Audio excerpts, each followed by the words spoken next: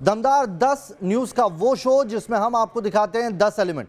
दमदार 10 की शुरुआत आज देश में खुल रहे स्कूलों की खबर से करने वाले हैं। कोरोना की दूसरी लहर के बाद एक बार फिर स्कूल गुलजार हो रहे हैं, लेकिन इसके साथ ही कोरोना का खतरा भी बढ़ गया। यानी स्कूल तो खुल गए हैं मगर टेंशन फुल है। पेरेंट्स पसोपेश में हैं कि वो बच्चों को स्कूल भेजे या फिर नहीं भेजे। स्कूल खोलने के क्या फायदे हैं और क्या है खतरा, इसी पर देखिए नेशन इन्वेस्टिगेशन।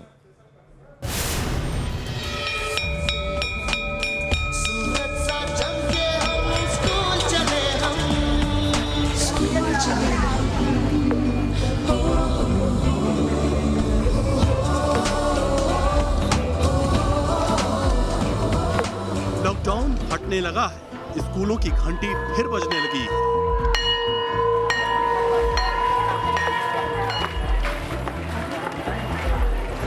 दोस्तों के साथ बैठकर क्लास लेने का वो दौर फिर से लौट आया है।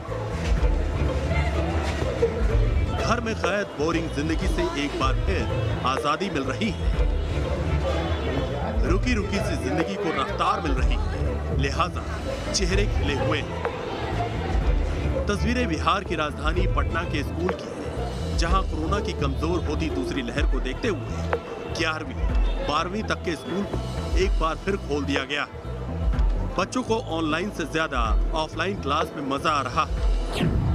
और आज बिहार सरकार ने फैसला लिया कि अब आज से क्लासेस शुरू होंगे 11th और 12th के लिए। कोविड प्रोटोकॉल का पालन होना है, 50% स्टूडेंट्स को आना है। आज पहला दिन है और जिस बॉयज स्कूल में हम मौजूद हैं यहाँ पर देखिए बच्चे आज कम पहुँचे हैं। पहले दिन 12th का क्लास कर रहे हैं बच्चे। सर काफ़ी कुछ बदल गया पढ़ाने का तरीका और इस कोविड प्रोटोकॉल के बाद लोग पहला क्लास। देखिए तरीका बदलने में तो यही हुआ कि हम लोग कोविड प्रोटोकॉल का पालन करते हुए 50% बच्चों को ही बुला रहे हैं। तुम लोग 12th का क्लास पहली बार करने आए हो? Yes sir. कैसा लग रहा है? बहुत अच्छा लग रहा है सर। हाँ? अच्छा लग। काफी दिन घर में रहे? Yes sir.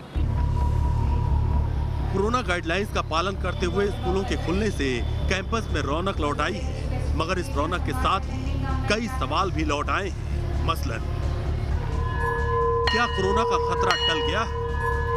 अभी स्कूल खोलना कितना सुरक्षित है? बच्चे बाहर जाएंगे तो किस तरह के खतरे हैं? और सबसे बड़ा सवाल ये कि क्या स्कूल सुपर स्प्रेडर बनेंगे? अभी स्कूल खुलने से किस तरह का फायदा है और क्या नुकसान? स्कूल खुलने के बाद हमें किस तरह की सावधानी बरतनी होगी? एक्सपर्ट्स की क्या राय है? आज हम इन तमाम पहलुओं की पड़ताल करेंगे, क्योंकि स्कूल तो खुल गए हैं मगर टेंशन फुल है। मेरा जहाँ तक मानना है कि स्कूल जो है, ख़ास तौर पर प्राइमरी स्कूल और मिडिल लेवल स्कूल्स अभी सही समय नहीं है खोलने का। और अगर 10th या 11th 12th के बच्चे हैं जिनको बोर्ड एग्ज़ाम देने हैं या नेक्स्ट कैरियर जिनका इम्पोर्टेंट है, तो वो हम प्लान कर सकते हैं। बिहार में कुछ बंदिशों के साथ हायर सेकेंडरी स्कूल खोल दिए गए हैं और आने वाले दिनों में दूसरे राज्य भी ऐसा ही कर रहे हैं। हरियाणा के सभी स्कूलों को कक्षा 9 से 12 के लिए 16 जुलाई को और कक्षा 6 से 8 के लिए 23 जुलाई से खोलने का फैसला लिया गया। महाराष्ट्र में 8वीं से 12वीं तक के स्कूल 15 जुलाई से खोले जाएंगे, जबकि आंध्र प्रदेश में 16 अगस्त से स्कूल खुलेंगे। यूपी में अभी ऑनलाइन क्लास की ही इजाजत है। वहीं मध्य प्रदेश, तमिलनाडु जैसे राज्यों ने अभी तक इस पर कोई फैसला नहीं लिया। क्योंकि जिस प्रकार से अब सामान्य स्थिति है, बिल्कुल लगभग जो नए केस हैं वो लगभग शून्य है इस टाइम। तो इस सारे को देखते हुए निर्णय लिया है कि हम स्कूल को खोलने। जो 9th से 12th तक की जो कक्षाएं हैं वो हम शुरू कर रहे हैं। स्कूल खोलने के पीछे दलील यही दी जा रही है कि कोरोना के नए केस कम आ रहे हैं, लेकिन हमें भूलना नहीं चाहिए कि कोरोना की पहली लहर खत्म होने के बाद जब स्कूल खोले गए थे तो हरियाणा के यमुनानगर समेत कई राज्यों के कई शहरों से बड़ी संख्या में छात्रों के संक्रमित होने की बात सामने आई थी। दरअसल कोरोना जैसी आपदा ने भावी पीढ़ियों का भविष्य अंधकारमय करने का ही काम किया। साल भर सभी शिक्षण संस्थाएं बंद रहे, स्कूलों में पढ़ाई नहीं, बच्चे अपने घरों में कैद रहे। बिना पढ़ाई बच्चे प्रमोट किए गए। जाहिर है बच्चों के दिलो दिमाग पर इसका असर जरूर पड़ा। बोर्ड हट जाने से उनका जो एक जो पढ़ने का अंदर का जो फायर होता है वो समाप्त हो गया। और कॉलेज में भी सेमेस्टर सब अस्त व्यस्त हो गए। ये एक ऑनलाइन क्लास का जो इंटरेक्शन होता है, face to face eye contact होता है, जिससे क्लास के कारण विद्यार्थियों का न केवल ज्ञान बल्कि सामाजिक ज्ञान भी बढ़ता है। अब स्कूल खुलने के बाद महामारी का डर तो है, लेकिन भविष्य का भी सवाल है, क्योंकि घर रहना अगर मजबूरी है तो पढ़ाई भी जरूरी है। कोरोना काल में बीते 1.5 सालों से बच्चों की पढ़ाई पूरी तरह लड़खड़ाई है। खासकर गरीब बच्चों पर इसका बुरा असर पड़ा है। किसी के पास ऑनलाइन क्लास के लिए मोबाइल नहीं, कहीं इंटरनेट की सुविधा नहीं, तो किसी के घर सिग्नल नहीं।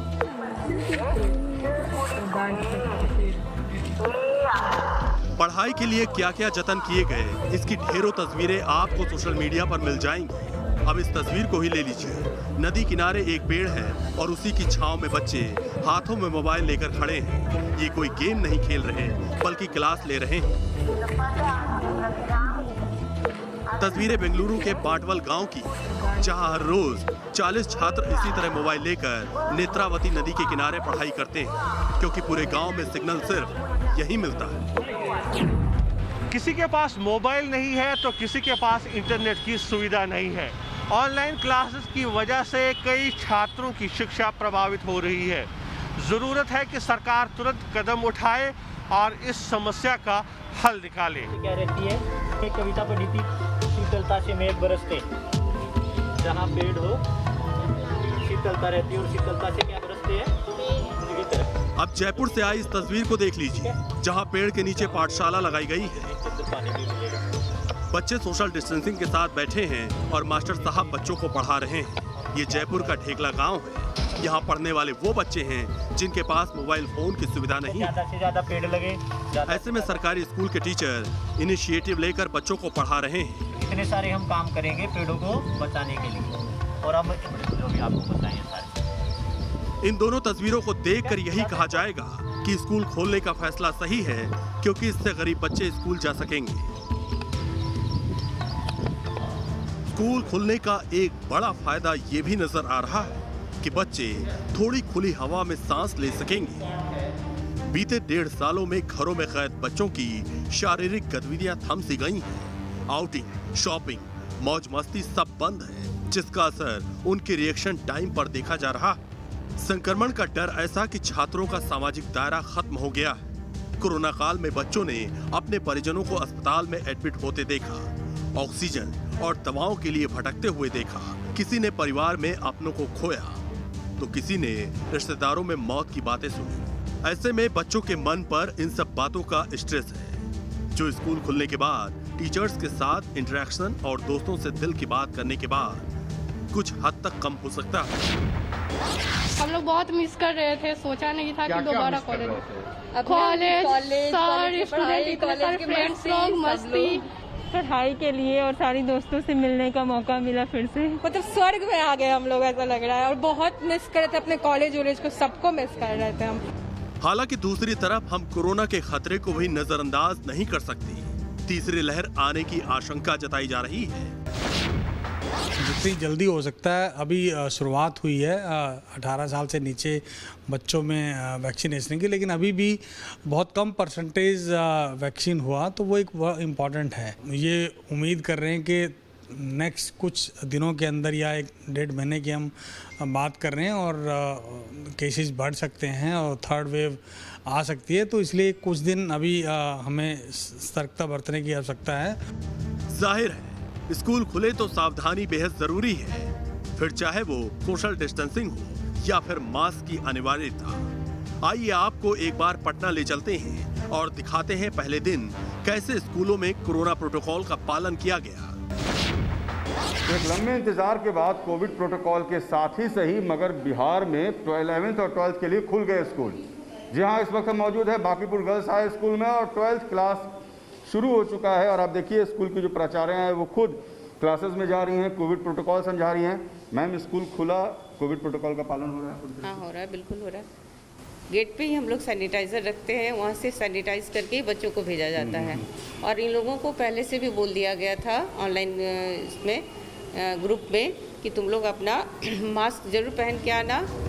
सही तरीके से स्कूल खोलने के लिए सोशल डिस्टेंसिंग के अलावा स्कूल जाने वाले शिक्षकों और छात्रों का वैक्सीनेशन भी बहुत जरूरी है। जानकारी के मुताबिक 12 से 18 साल तक के बच्चों के लिए अगले कुछ महीनों में वैक्सीनेशन की शुरुआत हो सकती है। इसे लेकर ट्रायल चल रहे हैं, जिसमें कई चौंकाने वाली बातें सामने आई हैं। सीरो सर्वे के मुताबिक पटना एम्स और दिल्ली एम्स में जब बच्चों पर वैक्सीन का ट्रायल किया गया तो 50% से ज्यादा बच्चों में एंटीबॉडी पाई गई, यानी उन्हें कब कोरोना हुआ और कब वो ठीक हुए इसकी जानकारी उन्हें और उनके पेरेंट्स को भी नहीं लगी। इतना ही नहीं, पहली और दूसरी लहर में बच्चों में गंभीर संक्रमण के लक्षण नहीं देखे गए और तीसरी लहर में भी बच्चों पर बड़े खतरे को लेकर कोई ठोस सबूत सामने नहीं आए। ऐसे में स्कूलों का खोला जाना शायद गलत नहीं, मगर सतर्कता बरतनी होगी। पटना से रजनीश सिन्हा के साथ टीम न्यूज़ नेशन। एक और दिल्ली एनसीआर से मानसून रूठा है तो दूसरी ओर उत्तर भारत के पहाड़ी इलाकों से लेकर मैदानी क्षेत्रों में रौद्र रूप दिखा रहा है। पहाड़ों पर फ्लैश फ्लड, बादल फटने, लैंडस्लाइड जैसी घटनाएं सामने आ रही हैं तो मैदानी इलाकों में कई जगह पर आकाशीय बिजली गिरने से दर्जनों लोगों की मौत हो गई।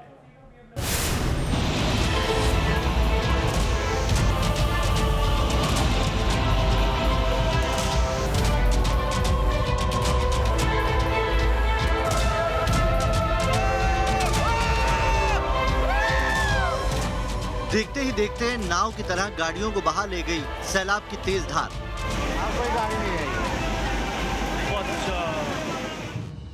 आंखों के सामने जल प्रलय में बह गए आशियाने।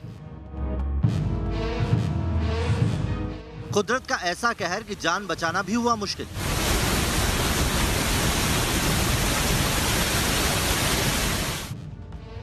रहने के लिए कुछ भी नहीं है। माता जी आप चिंता ना करें, ये कपड़े बस पूरी उम्र ही कमाई मेरी तो कितनी।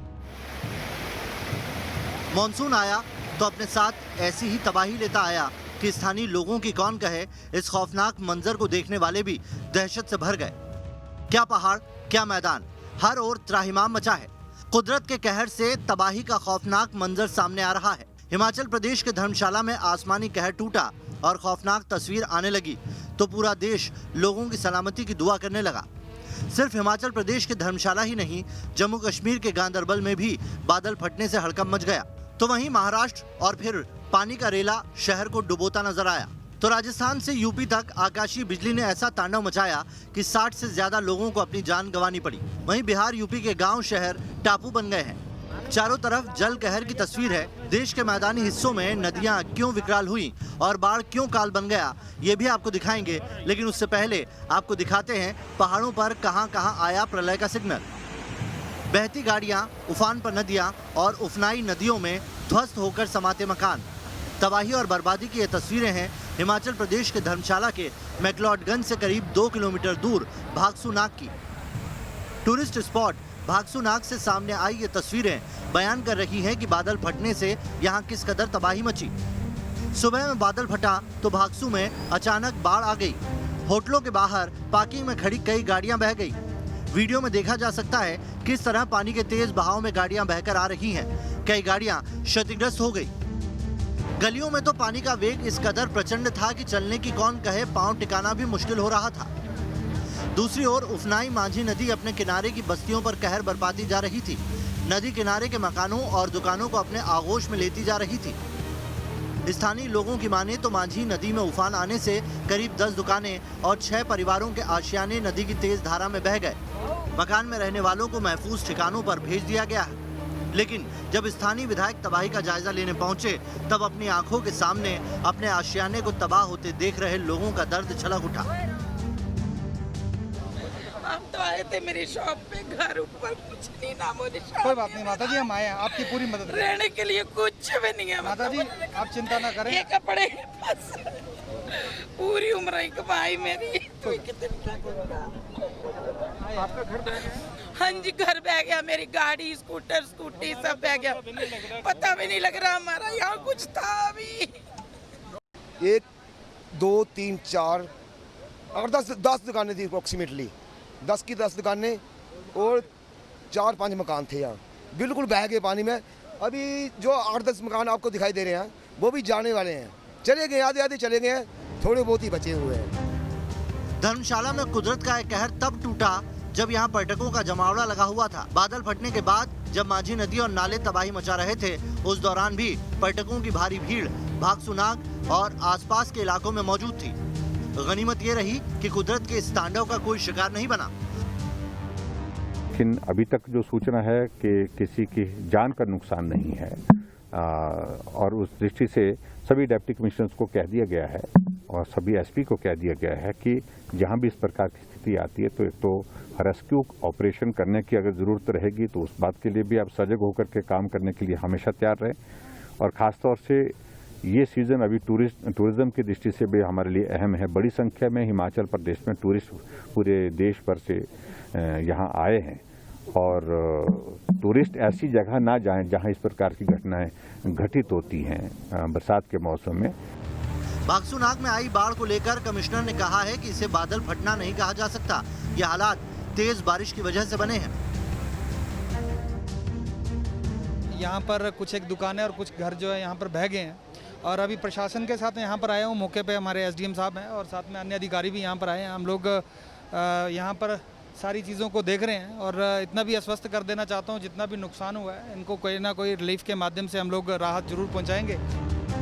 धर्मशाला पालपुर से भी ऐसी ही तस्वीरें और वीडियो सामने आए जिसमें उफनती नदी देखी जा सकती है। हिमाचल प्रदेश में इस साल 13 दिन पहले ही यानी 13 जून को मानसून ने दस्तक दे दी थी। हालांकि इसके बाद मानसून एकाएक कमजोर पड़ गया था, लेकिन जब मानसून दोबारा एक्टिव हुआ तो सूबे से तबाही और बर्बादी की ऐसी तस्वीरें सामने आई।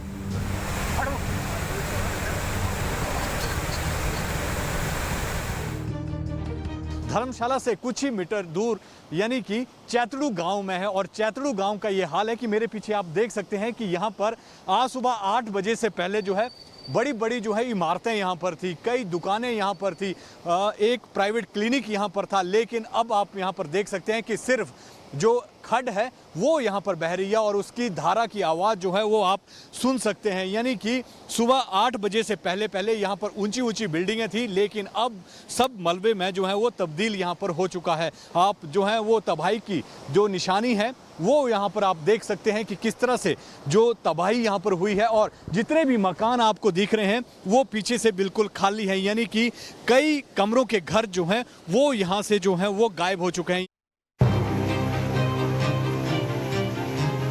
मानसून की पहली बारिश जम्मू कश्मीर में भी आफत बनकर बरसी। हिमाचल के धर्मशाला से करीब 450 किलोमीटर दूर जम्मू कश्मीर के गांदरबल में बादल फटने से कई घरों को नुकसान पहुंचा। वहीं सड़कें भी तबाह हो गई, या यूं कहें कि सड़कें तालाब में तब्दील हो गई। डोडा के ज्यादातर इलाकों में नदी नालों में आए उफान ने लोगों को दहशत में डाल दिया। वहीं जम्मू के गढ़ीगढ़ इलाके में पुल बारिश की भेंट चढ़ गया तो जम्मू के ज्यादातर इलाके पानी में डूबे नजर आए। सड़क हो या घर, हर जगह सैलाब के पानी की घुसपैठ नजर आई। जम्मू कश्मीर में बारिश ने 32 साल का रिकॉर्ड तोड़ा तो बर्बादी और बेहाली का ऐसा मंजर सामने आया। ऐसे में सबका यही कहना था कि अगर मानसून की बारिश ने पहले ही दिन ये रंग दिखाया है तो मौसम विभाग ने जिस तरह 14 जुलाई तक लगातार बारिश की संभावना जताई है, ये खतरे का सबब बन सकती है। आसमानी आफत ने महाराष्ट्र के रायगढ़ में भी कहर बरपाया। यहाँ मुरुड तहसील में बादल फटने के बाद सैलाब का कहर देखने को मिला। इलाके की सड़कों और गलियों से लेकर घरों तक में बाढ़ का पानी घुस आया और फिर देखते ही देखते जल स्तर इतना बढ़ गया कि नदियों के ऊपर बने पुल के ऊपर से पानी बहने लगा। अचानक पानी बढ़ जाने से कई जगह सैलाब में फंसे लोगों को रेस्क्यू करना पड़ा। भारी बारिश के कारण रायगढ़ के काशिद गांव के पास एक पुल ध्वस्त हो गया और उस पर गुजर रही एक कार और बाइक दोनों ही गहरे पानी में गिर गए। इस हादसे में एक शख्स की मौत की खबर है। बादल फटने से देश के 3 राज्यों में तबाही और बर्बादी का खौफनाक मंजर आपने देखा, लेकिन पहाड़ी राज्यों से नीचे आए तो उत्तर प्रदेश, मध्य प्रदेश और राजस्थान में आकाशीय बिजली ने तांडव मचाया। 70 से ज्यादा लोगों को अपनी जान गंवानी पड़ी। यूपी में बिजली गिरने के कारण 40 से ज्यादा लोगों की जान चली गई, जबकि राजस्थान में भी 20 लोगों की मौत हो गई। उत्तर प्रदेश और राजस्थान के अलावा मध्य प्रदेश में 11 लोगों की मौत हुई। तो 11 कैजुअल्टी और 10 घायल हुए लगभग। ये कुदरत का हादसा है, लेकिन इस हादसे में जो लोगों ने, आमेर के लोगों ने जो खास तौर से जो लोगों की मदद की, वो एक सराहनीय कार्य था। लगभग 300 से 400 लोग आमेर के वो ऊपर पहाड़ी पे गए और एक एक करके सबको लेकर आए। आकाशीय बिजली का सबसे बड़ा कहर राजस्थान के जयपुर में दिखा। जयपुर में मानसून की पहली बारिश काल बनकर आई।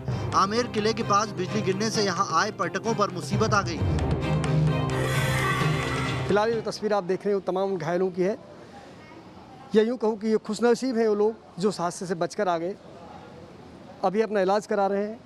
पहले बिजली भी सहन कर गए, दूसरी भी हम सहन कर गए, तीसरी बार जब हमारे पे बिजली गिरी तो मेरा जो भाई था साकिब खान, मेरा दोस्त भी था, मेरा फ्रेंड भी सब था, उसके ऑन द स्पॉट मौत हो गई। उस वक्त क्या हुआ था?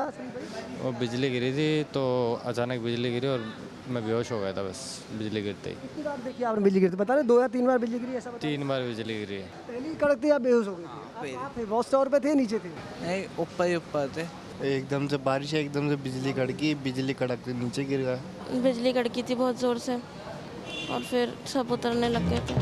बिजली आमेर किले के ठीक सामने 500 मीटर ऊंचाई पर बने वॉच टावर पर गिरी थी। वॉच टावर पर जैसे ही बिजली गिरी अफरा तफरी मच गई। मौके पर भगदड़ जैसे हालात हो गए। कई लोग पहाड़ी के नीचे भी गिर गए। गनीमत ये रही कि प्रशासन ने तुरंत मौके पर पहुंचकर राहत और बचाव कार्य शुरू कर दिया। हमने यहाँ देखा तो यहाँ लाइट वगैरह कुछ नहीं थी और इतना भयानक हादसा था कि अपन देख नहीं सकते सर।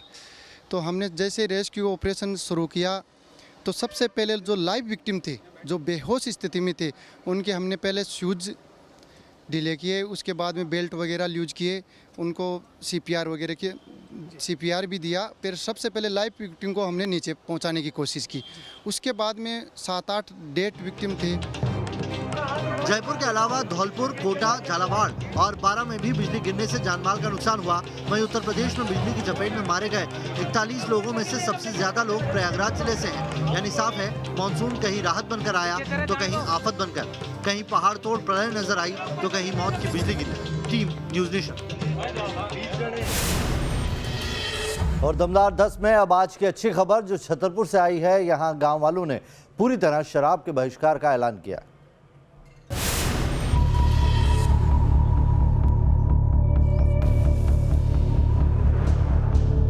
सड़क हादसे में 2 युवकों की मौत के बाद ये गांव नजीर बन गया। मध्य प्रदेश के छतरपुर में टेढ़ी कबरी गांव ने न केवल शराबबंदी का फैसला किया बल्कि नशे के खिलाफ मुहिम छेड़ दी। जीप पलट गई तो उसकी वजह से 2 लोगों की मृत्यु हो गई थी।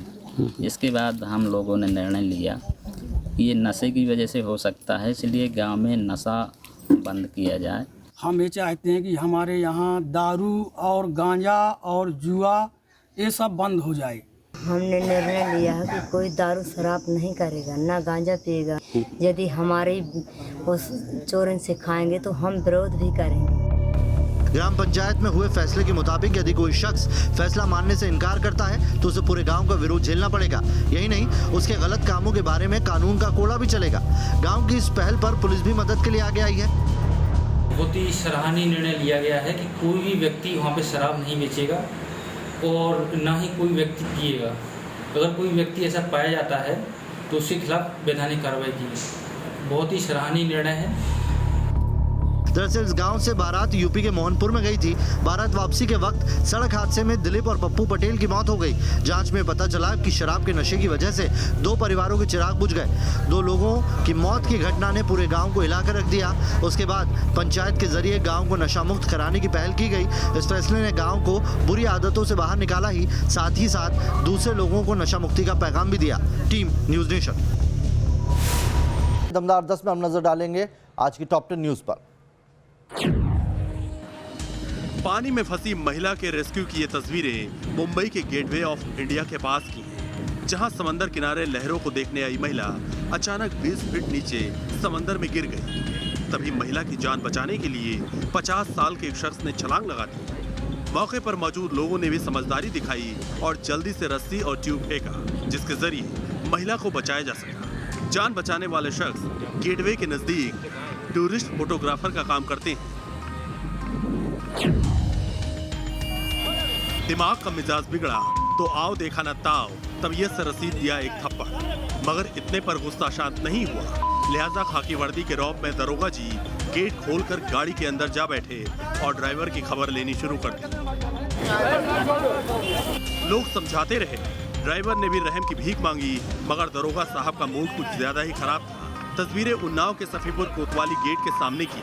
जहां दारोगा लल्लू सिंह भदौरिया ने एक मैजिक ड्राइवर को नाफरमानी की सजा बीच सड़क पर दे डाली। दारोगा जी ने पहले पिटाई की, फिर गाड़ी को थाने ले गए। दरकते पहाड़ की तस्वीरें हिमाचल प्रदेश के मंडी जिले के पंडोह इलाके की है, जहां नेशनल हाईवे 3 पर लैंडस्लाइड के बाद मलबों का अंबार जमा हो गया। देखिए कैसे पहाड़ से मलबा नीचे सड़क पर गिर रहा है और सड़क पर खड़े लोग इस घटना को कैमरे में कैद कर रहे हैं। इस लैंडस्लाइड की वजह से NH3 को बंद कर दिया गया। वहीं मंडी से कुल्लू तक का रास्ता ब्लॉक हो गया। इसके साथ ही मंडी कटोला रूट भी बंद है। लोग बाहर से हौसला दे रहे थे और ट्रैक्टर पर सवार लोगों की सांसें अटकी थी। नीचे पानी प्रचंड वेग से बह रहा था और मझधार में श्रद्धालुओं से भरा ये ट्रैक्टर फंसा था। बहुत जोर लगाया, लेकिन सैलाब के सामने ट्रैक्टर की ताकत काम नहीं आई। तस्वीरें सहारनपुर के मां शाकंभरी देवी मंदिर परिसर की, जहां पहाड़ों पर हो रही भारी बारिश के बाद अचानक पानी आया, जिससे मंदिर परिसर में मौजूद श्रद्धालुओं के साथ ही ये ट्रैक्टर ट्रॉली भी फंस गई। तस्वीरों में साफ देखा जा सकता है कि पानी का वेग इतना ज्यादा था कि जो जहां था वहीं अटका रह गया। काफी देर तक ड्राइवर लहरों से जोर आजमाइश करता रहा, लेकिन सैलाब के सामने कोई तरकीब काम ना सकी। सड़क पर मिट्टी है, कीचड़ है, तो सोचा धान ही क्यों ना रोक दे। तस्वीरें बिहार के मोतिहारी की हैं, जहां लोगों ने विरोध का बिल्कुल अलग जरिया चुना। सालों से जर्जर सड़क को ठीक करने की गुहार लगा रहे लोगों को जनप्रतिनिधियों का ध्यान इस तरफ खींचने के लिए यही तरीका मुफीद लगा। ये मोतिहारी के पताही के पकड़ी दयाल को जोड़ने वाली मेन रोड है। ये सड़क है या नाला, आप तस्वीरें देखकर खुद फैसला कर लें। पूरे 9 किलोमीटर तक सड़क पर बड़े बड़े गड्ढे हैं। लोगों का कहना है कि इस सड़क पर चलना मौत को दावत देने जैसा है। आलम यह है कि यहाँ के ग्रामीणों को सिर्फ 9 किलोमीटर की दूरी तय करने में 1 घंटे से ज्यादा का वक्त लगता है। ऐसा नहीं है कि यहाँ के अधिकारियों और जनप्रतिनिधियों को इसकी भनक नहीं। रोजाना इसी सड़क से अफसरों की गाड़ियां गुजरती हैं, लेकिन देखने सुनने वाला कोई नहीं। इन तस्वीरों को देखकर आपको हिंदी सिनेमा की सबसे मशहूर फिल्मों में से एक मदर इंडिया फिल्म की याद आ सकती है, मगर ये फिल्मी वीडियो नहीं, बेटों को हल में जोता गया है। महाराष्ट्र में चंद्रपुर के चिमूर तहसील से तस्वीर सामने आई है। भोपाल सिंह नाम के एक किसान ने ठेके पर खेत उधार लिया था, मगर हाथ में पूंजी न होने और कर्ज की जानलेवा शर्तों को पूरा करने के बजाय उसने बेटों के सहारे ही खेत जोतना शुरू कर दिया। दरअसल ये तस्वीरें एक तरह से सिस्टम के मुंह पर तमाचा है, जहां किसानों की हालत इतनी खराब है कि वो खेत जोतने के लिए बैल या फिर ट्रैक्टर किराए पर नहीं ले सकते। किसान हमारे देश का अन्नदाता, पालनहार है, जिसके लिए सरकार की ओर से अनगिनत योजनाएं चलाई जा रही हैं। सवाल यही है कि फिर ऐसी तस्वीरें बार बार क्यों सामने आती हैं।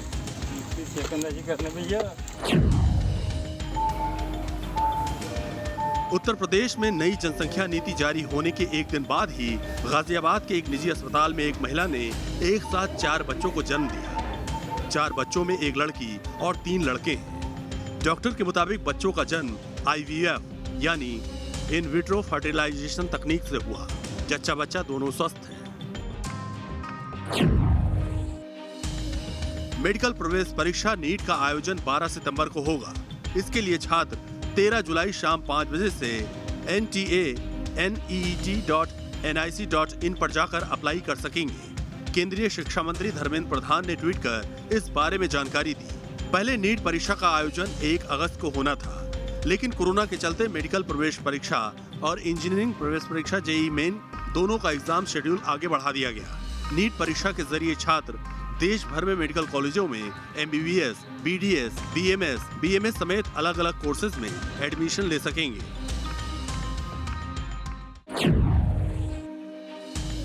चीनी सेना ने एक बार फिर अपनी हदें लांघ दी और लद्दाख के डेमचोक में घुसपैठ कर चीनी सैनिकों ने झंडे और बैनर लहराए।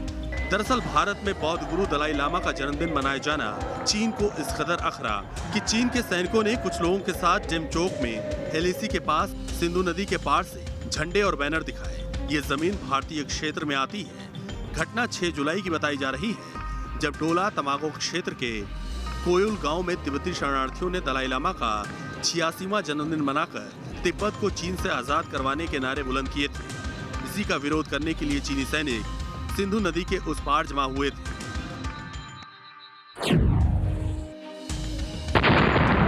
आसमान से ब्लॉक और फिर हुआ एक जोरदार धमाका। ये हवाई हमला था अफगानिस्तान में तालिबान आतंकियों के अड्डे पर, जिसे अफगानी वायुसेना ने अंजाम दिया। अफगानी वायुसेना ने इस हवाई हमले को अफगानिस्तान के लगमान प्रोविंस के अलिंगर में अंजाम दिया, जहां भारी तादाद में तालिबानी आतंकी जुटे थे।